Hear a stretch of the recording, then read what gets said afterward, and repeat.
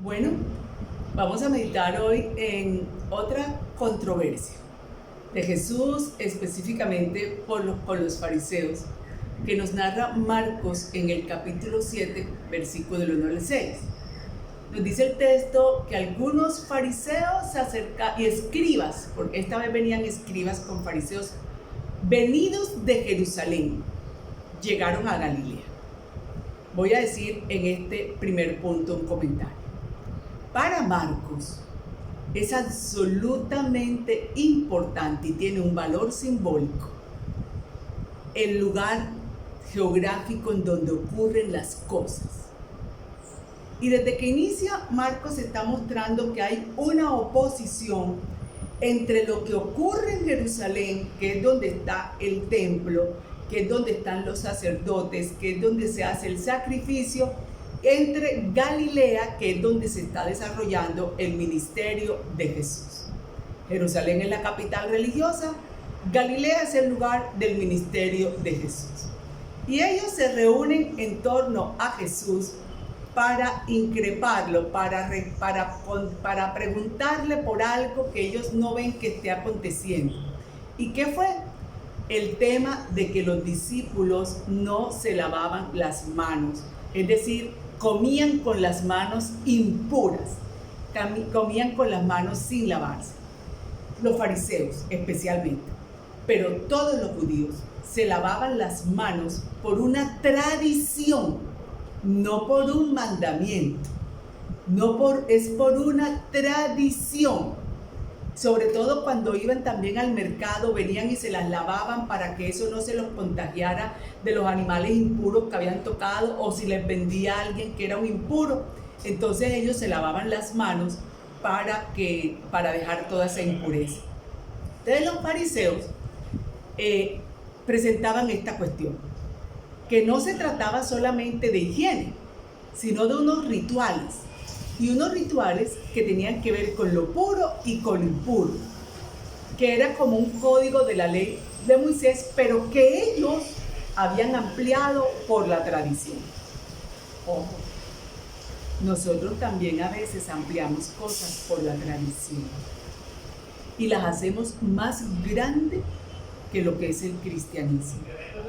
Puede pesar más una tradición que la enseñanza del cristianismo. Entonces le preguntaron a Jesús que por qué sus discípulos no se lavaban las manos y él los tenía como discípulos.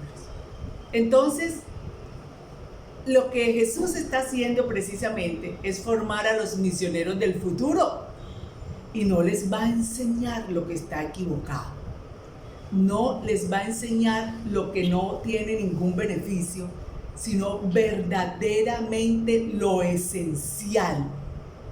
Y tenemos que pedirle al Espíritu Santo que como cristianos nos ayude a distinguir qué es verdaderamente lo esencial del cristianismo, qué es verdaderamente lo esencial del mensaje de Jesús, qué es lo verdaderamente esencial incluso de las costumbres cristianas y de los hábitos que hemos aprendido dentro del cristianismo. Porque a veces, vuelvo y repito, le damos más importancia a un hábito, a una costumbre, a una tradición, que al mensaje de Jesús. Estamos en una época, en cualquier época además, hay que hacer cambios culturales, se dan cambios culturales.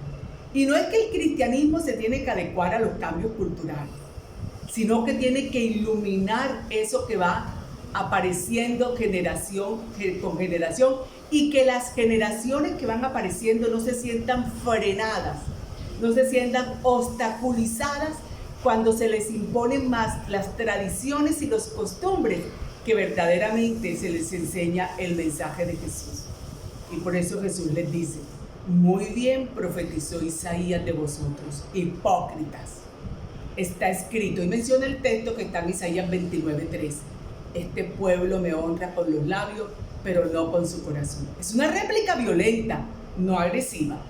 Violenta en el sentido de que es segura, de que tiene temple, de que trae un mensaje y se apoya en la escritura para contestar en los demás. Seguramente tú y yo también nos hemos apoyado en las escrituras alguna vez para dar algunas respuestas. Pero ¿en dónde está la situación?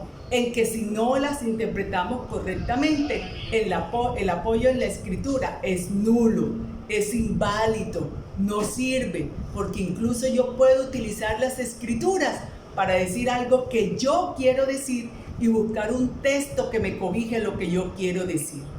Y Jesús les dijo, anulan el mandamiento para aferrarse a la tradición. Y por eso les dijo hipócritas, porque le daban más importancia a una tradición que a ellos. Y por eso es que tenemos que pedir lucidez a Jesús e inteligencia, al Espíritu Santo, para poder entender qué es lo central del cristianismo. Y si además queremos vivir las tradiciones y costumbres, maravilloso, pero sin desconocer lo central. Y todos podemos tener algo de fariseos en nuestra conducta. Por ejemplo, cuando somos dados al formalismo exterior, dando más importancia a las prácticas externas que a la fe interior, a cómo estamos vestidos, así vamos, o si no vamos, o si oramos de una manera o de la otra, o si damos prioridad a normas establecidas humanamente, y me refiero a las normas que puedo establecer en mi grupo de oración, en mi comunidad, que puedo establecer incluso en la comunidad eclesial, pero que son humanas, que no tienen fundamento en el mensaje o que pueden tener un fundamento equivocado, pero igualmente utilizo el texto para darse. Entonces, tal vez nosotros no estamos tan pendientes por eso, ni recurrimos a tantas cosas que son tradición, o por el contrario traducimos a mucho.